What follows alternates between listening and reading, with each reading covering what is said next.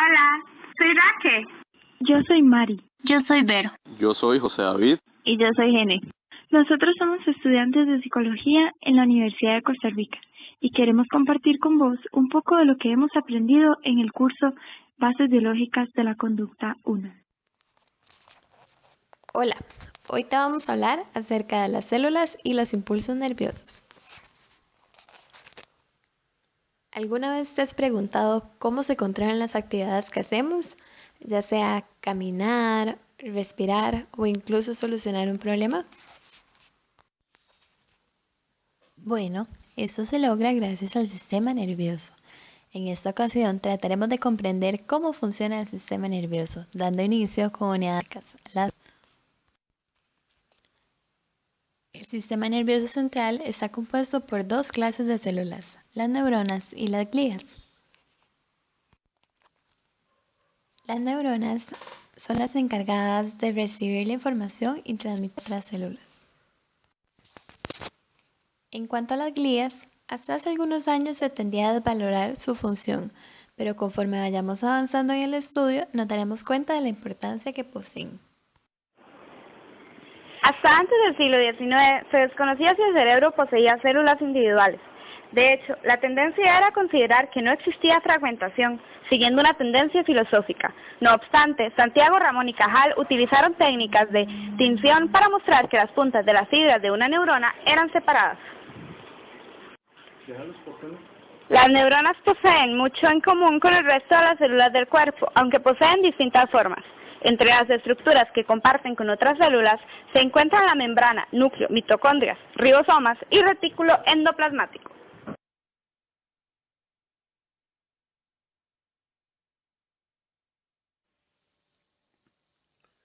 Para comprender los impulsos nerviosos, es necesario comprender la función de la membrana de la célula.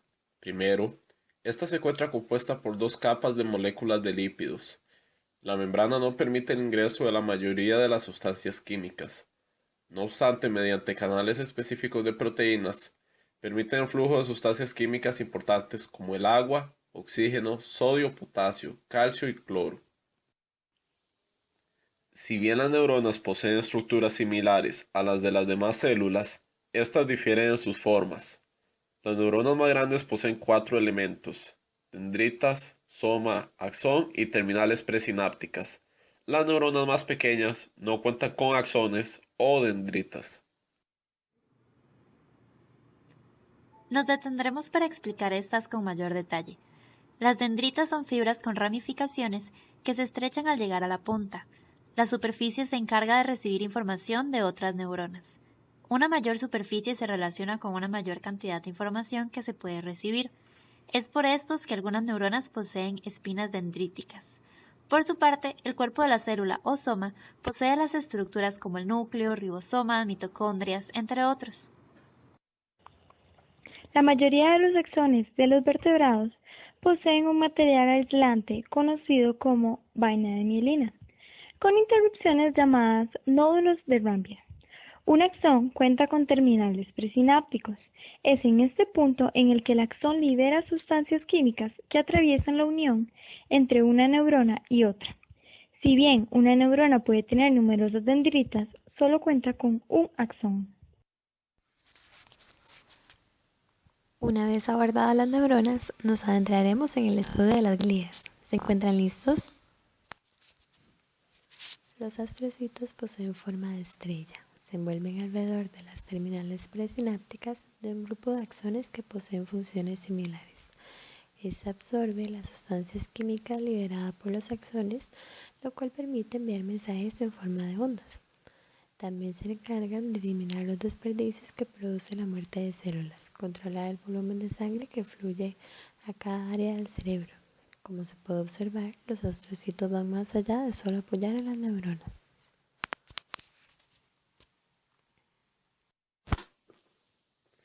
Las microglías funcionan como parte del sistema inmunológico. Estas eliminan desechos como virus, hongos y otros microorganismos. Los oligodendrocitos se especializan en la formación de la vaina de mielina, específicamente en el cerebro y la médula espinal. Las células de Schwann desarrollan la misma tarea, pero en la periferia. Las glías radiales se encargan de la migración de las neuronas y de sus axones y dendritas durante el desarrollo del embrión. Hola, hoy te vamos a hablar acerca de los impulsos nerviosos.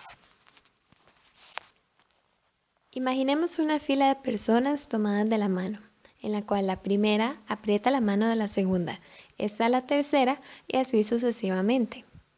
El impulso puede recorrer la fila completa, debido a que en cada persona se regenera. Bueno, de forma similar funcionan los impulsos nerviosos de las neuronas. La regeneración del impulso es necesaria debido a que nuestro cuerpo se encuentra compuesto por carbono, por lo tanto, ese impulso decae con rapidez. ¿Recuerdan cuando se explicó acerca de la membrana plasmática?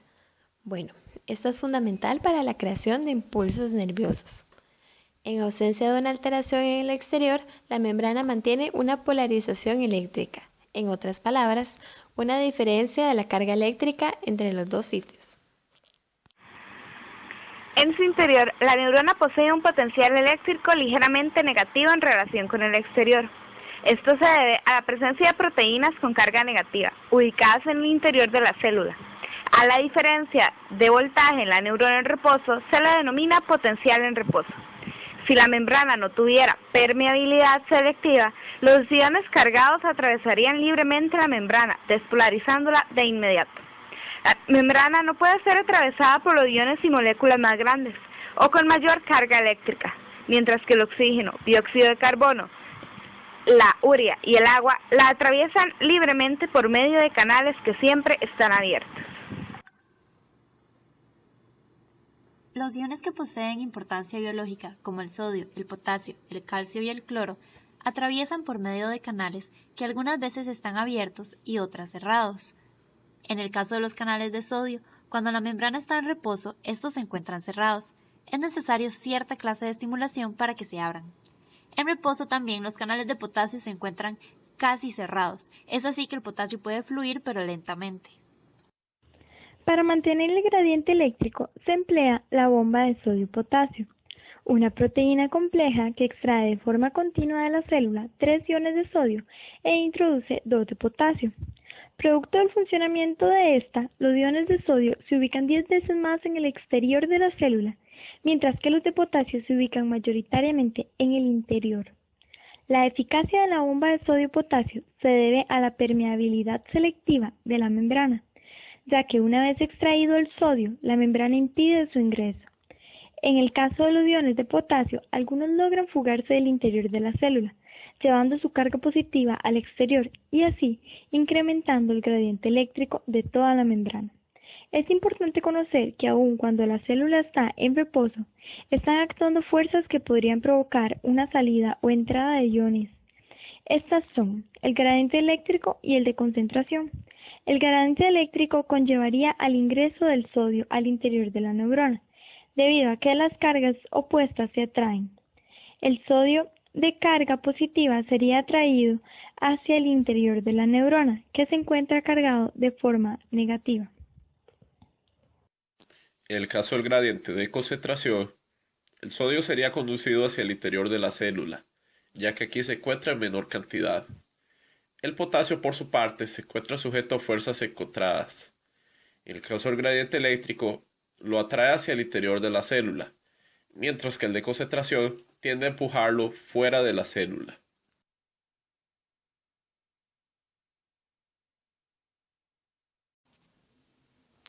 Hola, hoy te vamos a hablar acerca del potencial de acción.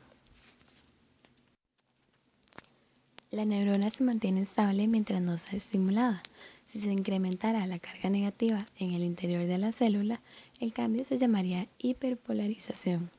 Pero también se podría aplicar corriente para despolarizar la neurona, o mejor dicho, reducir su polarización hacia una estimulación más allá de cierto nivel se llama umbral de excitación y produce una despolarización en masa de la membrana. Cuando el potencial alcanza el umbral, la membrana abre sus canales de sodio, lo cual permite el rápido ingreso al interior de la célula. Eso sucede porque las proteínas de la membrana que controlan la entrada de sodio son canales dependientes del voltaje. Si la despolarización no alcanza el umbral, el sodio solo atravesará la membrana en cantidad ligeramente inferior a lo usual, pero cuando el potencial llega al umbral, los canales de sodio se abren del todo. Los iones de sodio siguen ingresando hasta que el potencial eléctrico de la membrana llega más allá de cero, o sea, a una polaridad revertida. Si se compararan el número de iones de sodio en el exterior, se observaría que al menos del 1% de ellos atraviesan la membrana potencial de acción. Por lo cual, debido al gradiente eléctrico, los iones de sodio seguirán la tendencia de ingresar a la célula. No obstante, en la cúspide del potencial de acción, los canales de sodio se cierran rápidamente durante una milésima de segundo. Hasta el momento hemos explicado lo que sucede con los iones de sodio, pero ¿qué pasa con el potasio? Bueno, una vez iniciado el potencial de acción, los canales dependientes de voltaje de potasio se abren. Los iones de potasio salen de la acción y llevan una carga positiva hacia el exterior. Una vez cerrados los canales de sodio, los de potasio continúan abiertos. Esto es suficiente para llevar a la membrana a una hiperpolarización temporal. Simultáneamente, los iones de cloro con carga negativa dejan de ser repelidos por la carga negativa del interior de la célula y tienden a entrar a ella. Una vez terminado el proceso, la membrana regresa a su potencial en reposo. Sin embargo, el interior de la neurona contiene ligeramente una cantidad mayor de iones de sodio y una cantidad menor de iones de potasio que antes. Es aquí donde la bomba de sodio-potasio se encarga de restaurar la distribución original de iones. Pero ojo, el proceso toma su tiempo. El flujo correcto de sodio y potasio en la membrana es importante para el debido funcionamiento de la neurona. Una acumulación excesiva de sodio es tóxico para la célula.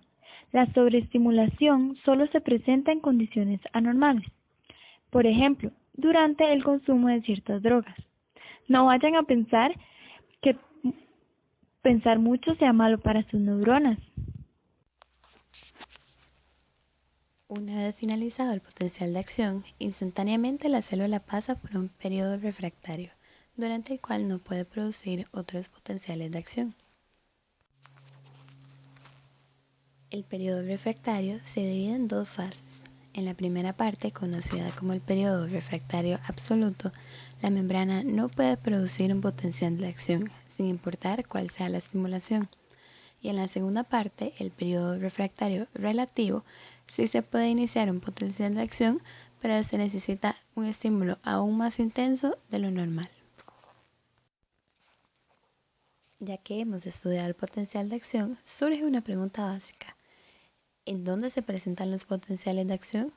¿Tiene la respuesta? Bueno, aquí se presentan únicamente en los axones y cuerpos de las células. En una misma neurona, todos los potenciales de acción tienen la misma amplitud y velocidad. La ley del todo o nada señala que la amplitud y velocidad del potencial de acción son independientes de la intensidad del estímulo que lo inició. La ley del todo o nada impone limitaciones a la forma en que el axón envía un mensaje. Por ejemplo, el axón no puede enviar potenciales más grandes o pequeños, por lo tanto, recurre a cambiar los tiempos. De forma análoga se podría pensar en una especie de código Morse. Por último, cabe mencionar que el potencial de acción da vida a nuevos potenciales de acción en cada punto a lo largo del axón. Es así que la intensidad será la misma al inicio que al final. Dentro de la neurona, las cargas eléctricas fluyen en toda dirección. No obstante, debido al periodo refractario, el potencial de acción no se dirige hacia las áreas que acababa de pasar. Esperamos que hayan aprendido acerca de las células nerviosas y sus impulsos eléctricos. Mucha de la información expuesta fue retomada del libro de Psicología Biológica de James Galat, así que no duden en consultarlo. Gracias, nos vemos.